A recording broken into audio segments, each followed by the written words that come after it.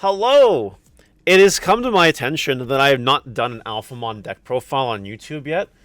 So today we are doing an Alphamon deck profile on YouTube that I like to call God Breath Alpha Turbo. And you guys will honestly understand by the end of this video why we're calling it God Breath Alpha Turbo.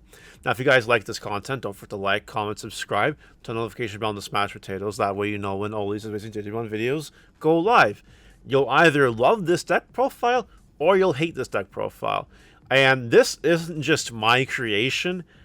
Izzy and I have collaborated on this deck, and we agree on a lot of choices. Our decks are only a few cards different. And, you know, if you know, you know, you know? Okay, so eggs. Only egg you need to run is 4 Doraemon, because drawing cards is cool. You do not need anything else. You just simply do not need anything else. No need. You're only using a few eggs anyway in your deck, really. If you get to a 5th egg, you should have probably lost already. So yeah, 4 Doraemon for the draw when you stack with stores. Really hard. Rookies. 4 of the best rookie, the Doraemon, that searches top 3 for a dude, and an X-Antibody, Coda. And inheritable once returning memory for stack, which is very, very good. We play 3 of the new Doraemon, which is basically Destiny Draw, trash an X-Antibody to draw 2 cards. X-Antibody on traits. So basically trash almost any creature in your deck almost and draw 2 cards. Very, very good. And we're also playing 3 Ryudamon. Reveal top 3 for a UG and an X-Antibody. The decoy comes up sometimes, but that's it. That's fine. Not a big deal. 10 rookies. Nothing special. Sometimes it's bricky, but you have so many Tamers to get you out of bricks. It is kind of good. For champions, for Dorogreymon, it is a blocker while you have another Digimon play with X-Antibody. And it also all turns as a plus 1000 inheritable, which does come up sometimes. So we do play 4 copies of it. We're playing 3 copies of Dex Dorugramon. So what this card does is it evolves for 3. However, if it's on top of a Dorugamon, it is free, which is really cool. When you evolve, you trash a card with Death X, Dex, or Antibody in its traits in order to gain a memory. So you actually gain a memory for the evolution, which is really, really, really cool. And then if you Digivolve on a Dorugamon, it's something, not necessarily this, something gets blocker retaliation, which is really cool. If you have a big Alphamon stack that reboots and has retaliation blocker, that's kind of disgusting.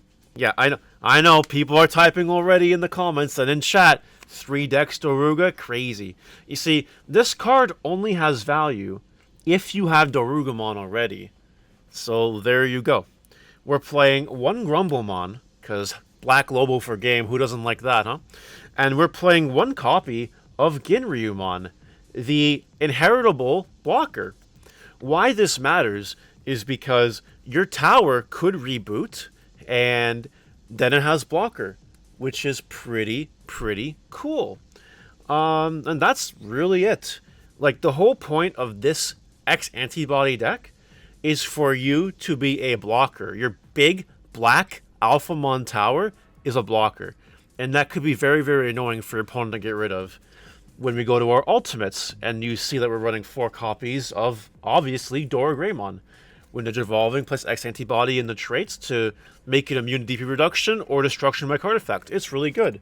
Not to mention that you get security +1.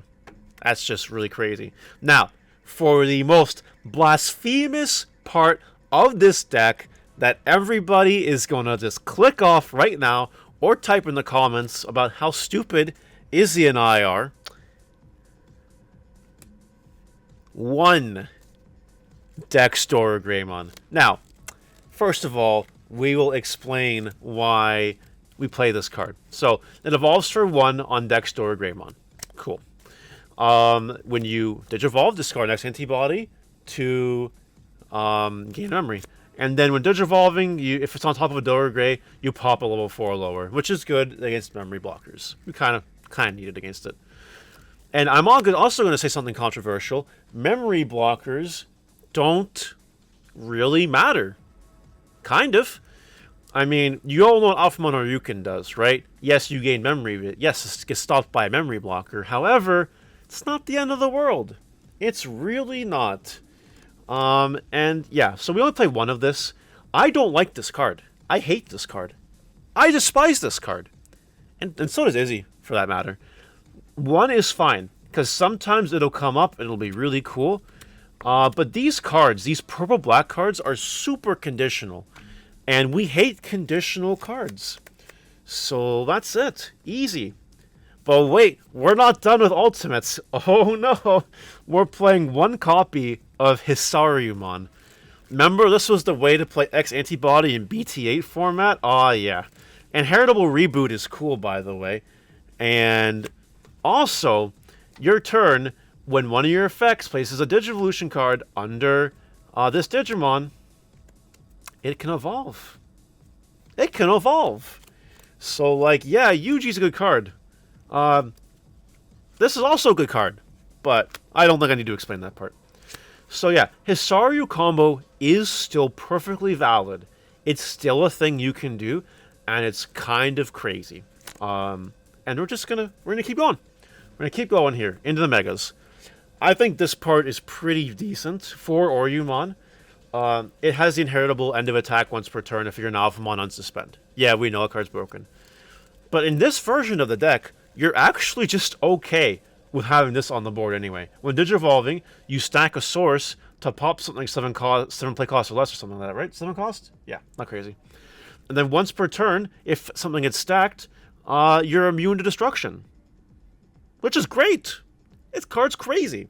So, there's a lot of times where you will have Hisaryu Oryumon with a blocker inheritable thanks to the Ginryumon. And, like, if you have a Breath of the Gods to back you up, you're basically unstoppable, short of Chaos Degradation, or sometimes DP Reduction. So, for Oryumon is definitely the way. It's definitely just the best level 6 in the deck. We are doing 2 of the new Alphamon. When Digivolving, attach source from trash, you Digivolve something. Thank you for the gifted sub to This Is Stupid. Alright. Yep. Thank you. Appreciate it. Love you too. Anyway, and then when you do that, you Digivolve 1, which comes up. The Digivolving towers is kind of cool. Sometimes your opponent will just have a tower on the field. You Digivolve, you attack it. It's pretty good. That's it. And then we are playing one original Alphamon, because this card is mandatory, in my opinion. As a one-of, you do need it for certain matchups where the memory gain or the gaining back of memory is super important. Because what might end up happening is that your evolving battle phase, either with X-Antibody or Hisaryumon, you bring out this Alphamon, and your turn won't end, assuming an Alphamon survives the attack. And then you're good to go into Oryukin and proceed play. Like, it is just really good at that. You do need it. It also has the effect where if it's in security and you flip it over, it goes to your hand, and if it's X-Antibody, it stops like 12 dudes from attacking. That does come up sometimes. I have been saved by that, like, twice this format. Is kind of crazy. But yeah, that's it for the level 6s. And we're playing 2 Alpha Ryukin, because 3 is way too many. You brick on 3. But 2 is fine. 2 is okay. It's your big boss monster. You evolve it for 3 if there's an Oryukin or Oryumon underneath your stack. And when Digivolving, you delete the highest play cost, high if there's multiple, sure. And end of turn, once per turn. Stack your non-Digi-Egg sources, as many as you want, up to 7, to gain that member back. Yes, this is undefeated. Holy moly. I'm going to show you guys, though, the real reason why it's undefeated really, really soon. Promise. Anyways, this is your big boss monster. And through the cards in our deck, this is just a blocker. If you can't kill your opponent. And then they can't do anything to it. And that's basically it. Crazy. That's it for the Digimon. Very, very consistent lineup, in my opinion. Tamers. We have 4 Cool Boys. Because Cool Boy is still the best Tamer in this deck. The best Tamer in this deck. Bad decks played poorly? Oh my god. I'm getting trolled out here. It's crazy. So, when you activate Cool Boy, it's there to real top 3 and add an X-Antibody. And then, or an X-Antibody Digimon and card. And then when you evolve into the same level, you gain a memory, draw a card. It comes up, to be honest, you only need the Cool Boy once. As what I mean by that is you only need to do a play like this once a game. That should be the number of times you're doing it. Once. Because you should be either winning at the end of that turn, or you make it impossible for your opponent to win. So you'll only need to do that Cool Boy thing once. And that's just it. That's it for Cool Boy. It's broken. We played 2 copies of Coda because it's your memory tamer and on play. Real top 4 X-Antibody card. It's just really good. And of course, we have to play UGs. We played 2 UGs. Now, you might think that that quantity is a little low because of the cards we're playing, like Hisaryumon. But UG is very, very good. And if you have it, it's great. If you don't have it, it's not the end of the world either. When you promote, you get a memory, draw a card. And when you are like attacking, you suspend it to stack your source. That's how you trigger your Hisaryumon. But it also just gives you extra Ryukens and extra nonsense like that. On a number of occasions, I've stacked Dorabon under there to keep the turn going. So, I think it's really good. 8 Tamers. It's all you need, in my opinion. Options. Into some more controversial stuff. I'm playing 1 copy of X-Antibody. I am playing 1 copy of Kongu. Worst deck ever. Okay, I understand. We can stop the trolling now. My god, Jesus. X-Antibody is kind of lackluster in this particular X-Antibody deck. It's better in literally every other X-Antibody deck because it actually helps you out. You don't really need to resolve this card. If you resolve it, it's cool. If you don't resolve it, it's fine. It's not really a big deal. If you can do a battle phase attacking thing, by all means, go for it. And we play 1 Kongu, specifically because we're playing some copies of Breath of the Gods, which we'll get to in a second. But honestly, I've found Kongu super lackluster. I really only want this card if I'm playing against like Armor Rush, which isn't as common anymore, Imperial, which isn't as common, or if I'm playing against Security Control with a Chaos Degrades or Mastamon or something, right? But that being said, if you just hold your Kongu, hold your 1 Kongu until you're ready to go in on a Security Control player, you're probably winning the game that turn. Actually. Yep. That's it. So we play 1 of each of those. We play 2 Black Memory Boost, because Black Memory Boost is a really good card. It is. Search your deck. Search your top 4. Get a black card. Really good. And of course, what you've all been waiting for, the 4 Breaths. This card is a better Holy Flame. Because while Holy Flame and Security, neg 1 checks everything, Breath of the Gods, you can't be attacked directly for the rest of the turn. Which is way, way better. See, with Holy Flame, your opponent can still attack, and you can still trigger when attackings, if you're attacking Security directly. You cannot do that with Breath of the Gods. It's just way better. It's just way better. And when you activate it from hand, it has so much synergy in this deck. It gives your big black guy reboot. It gives your big black guy immune to DP reduction, and it cannot be bounced. This makes Melga a free matchup. I 2-0 every single Melga player I ever fight because you just do it. You just do it. I don't have any other words to say. When you have an Alphamon or Ryukin blocker that you reboot with Breath of the Gods, your opponent cannot kill you. They can't do anything to it unless they're playing Chaos Degradation, and that's exactly it. 4 Breath of the Gods is absolutely broken. Yes. Hold on. Thank you for the gifted sub.